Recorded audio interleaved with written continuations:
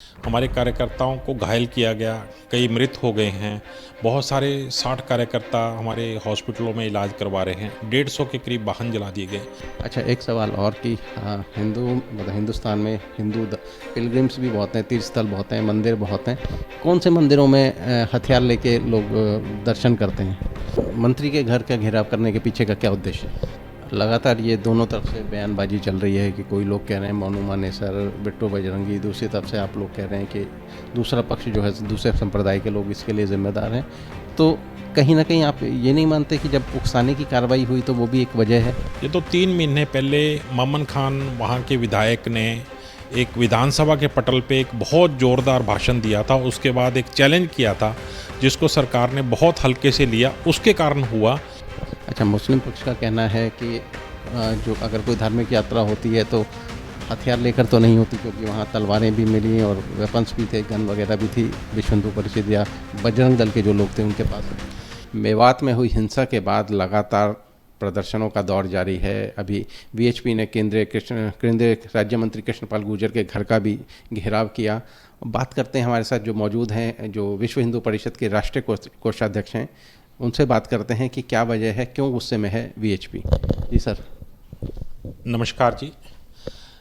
मेवात के क्षेत्र में 31 जुलाई को जो हमारी धार्मिक यात्रा गई थी, उसके ऊपर बहुत बड़ा एक अटैक हुआ। उस अटैक को लेकर के हमारे कार्यकर्ताओं को घायल किया गया, कई मृत हो गए हैं। बहुत सारे 60 कार्यकर्ता हमारे हॉस्पिटलों में इलाज करवा रहे हैं। 150 के करीब वाहन जला दिए गए। ये बहुत बड़ी जिहादी मानसिकता की एक उन्होंने दिया है। हम लोग यात्रा को एक धार्मिक यात्रा के रूप में लेकर के गए थे, लेकिन वहाँ जा कर के जो माहौल मिला वो बहुत बड़ा well planned, pre planned programme था अटैक करने का, और उसी तरीके से अटैक किया गया। तो स्वाभाविक है, जैसे ही अटैक हुआ तो विश्व हिंदू परिषद के कार्यकर्ता, बजरंग दल के कार्यकर्ता बड़े रोष में हैं और हिंदू समाज पूरे रोष में है। मंत्री के घर का घेराव करने के पीछे का क्या उद्देश्य है? नहीं, हमने घेराव नहीं किया था जी। हमने क्या था, उनको ज्ञापन देने गए थे, लेकिन कहीं उनके निजी सचिव ने उनको पूरी जानकारी नहीं दी और मंत्री जी चले गए। तो हमारे कार्यकर्ता थोड़ा रोष में आए, रोष में आकर के सड़क पे बैठ गए। तो तुरंत कृष्णपाल जी की तरफ से एक मैसेज आया कि मैं 11:30 बजे वहाँ पे अपना कार्यक्रम ख़त्म करने के बाद आप ही के कार्यालय पे, जो हमारे श्री रघुनाथ मंदिर में स्थित है, वहाँ आ जाऊँगा और वहाँ पर आके मैं आपसे ज्ञापन लूँगा। फिर आकर के उन्होंने अपना क्षमा भी मांगी, भी हमारे किसी कार्यकर्ता से गलती हो गई है। तो उसके बाद शांतिपूर्वक ज्ञापन भी हमने दिया उनको। लगातार ये दोनों तरफ से बयानबाजी चल रही है कि कोई लोग कह रहे हैं मोनू मानेसर, बिट्टू बजरंगी, दूसरी तरफ से आप लोग कह रहे हैं कि दूसरा पक्ष जो है दूसरे संप्रदाय के लोग इसके लिए जिम्मेदार हैं। तो कहीं ना कहीं आप ये नहीं मानते कि जब उकसाने की कार्रवाई हुई तो वो भी एक वजह है? देखिए, मोनू मानेसर, बिट्टू बजरंगी को आधार बनाया जा रहा है। उनकी कोई वीडियो ऐसी वायरल नहीं हुई जिसके कारण वातावरण बिगड़ता। ये तो 3 महीने पहले मामन खान वहाँ के विधायक ने एक विधानसभा के पटल पे एक बहुत ज़ोरदार भाषण दिया था। उसके बाद एक चैलेंज किया था जिसको सरकार ने बहुत हल्के से लिया, उसके कारण हुआ। और 3 महीने का ये प्लान्ड प्रोग्राम था। उनके पास पत्थर थे, उनके पास पेट्रोल बम थे, उनके पास जिस तरीके की आवाज़ें आ रही थी, वीडियोज़ में भी है, वो आवाज़ें AK-47 और बड़े बड़े हथियारों की आ रही थी। तो ये छोटा अटैक नहीं था, बहुत बड़ा ये मानसिकता उनकी जो है जिहादी मानसिकता बनी हुई थी, उसी पे अटैक किया उन्होंने। देश में और प्रदेश में बीजेपी की सरकार है, विश्व हिंदू परिषद भी संघ का ही एक संगठन है। तो क्या सरकार की लापरवाही है, सरकार की गैर जिम्मेदारी इसकी वजह है? देखिए, ये सरकार की नहीं कहेंगे हम, ये प्रशासन की कहेंगे, क्योंकि प्रशासन द्वारा चूक हुई है। कहीं ना कहीं से CID की चूक हुई है और उनको अगर पता लग जाता तो ये घटना होनी नहीं थी, और इसलिए प्रशासन की चूक है। लेकिन सरकार को जब भी हम, जैसे ही हमारा 1:35 पे यह घटना शुरू हुई, हमने 1:45 बजे सरकार को बताया तो सरकार की तरफ से फोर्सेस भेजने का काम शुरू हो गया था फरीदाबाद और गुरुग्राम से। तो अगर प्रशासन की चूक हुई तो कोई किसी प्रशासनिक अधिकारी पर कोई कार्रवाई नहीं हुई? अभी तक तो सिर्फ उन्होंने ट्रांसफ़र्स किए हैं, लेकिन हम तो मांग करते ही हैं कि सब पे कानूनी कार्रवाई अच्छे से होनी चाहिए।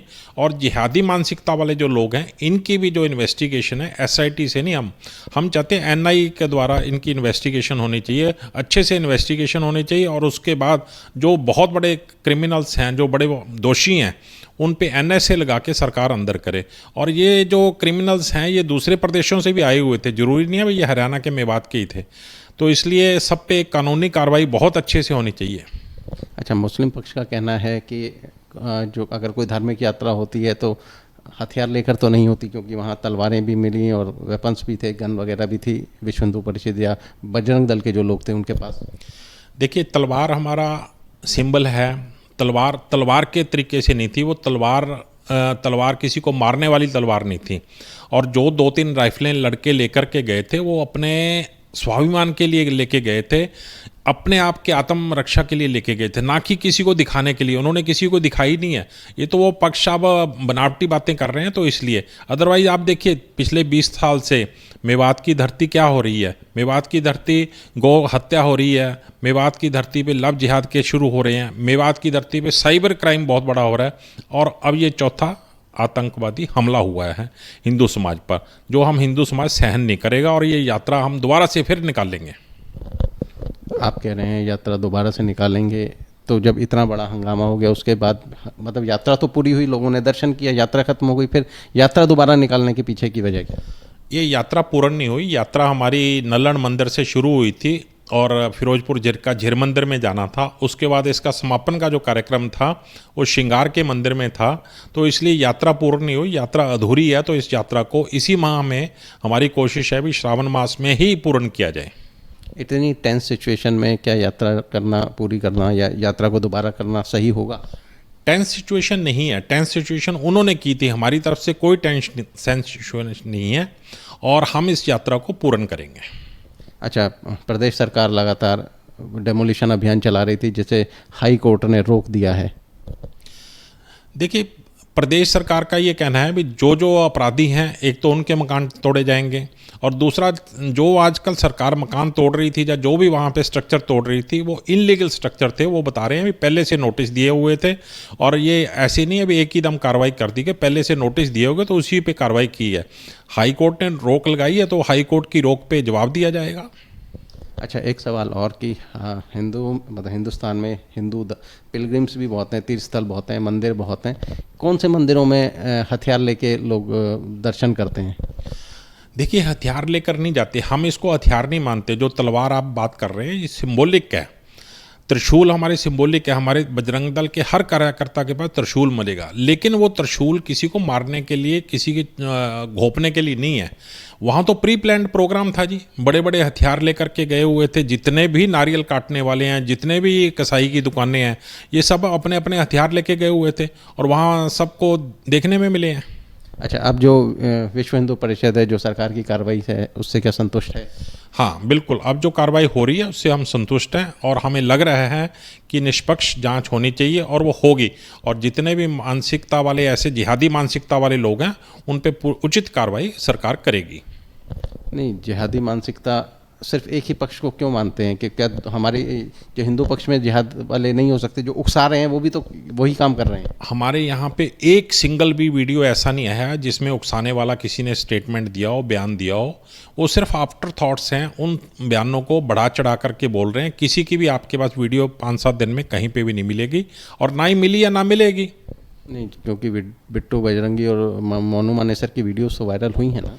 नहीं, बिट्टू बजरंगी ने, मोनू मानेसर ने बिल्कुल ये स्पष्ट किया है कि हम दर्शनार्थ आ रहे हैं, हम दर्शन करने आ रहे हैं। अपने साथियों से अपील की है भी सभी नल्लड़ मंदिर में पहुंचें, और उसके बाद हम दूसरे अन्य अन्य मंदिरों में जाके और अपना श्रृंगार मंदिर में हमारी यात्रा संपन्न होगी, और सभी आराम से पधारें।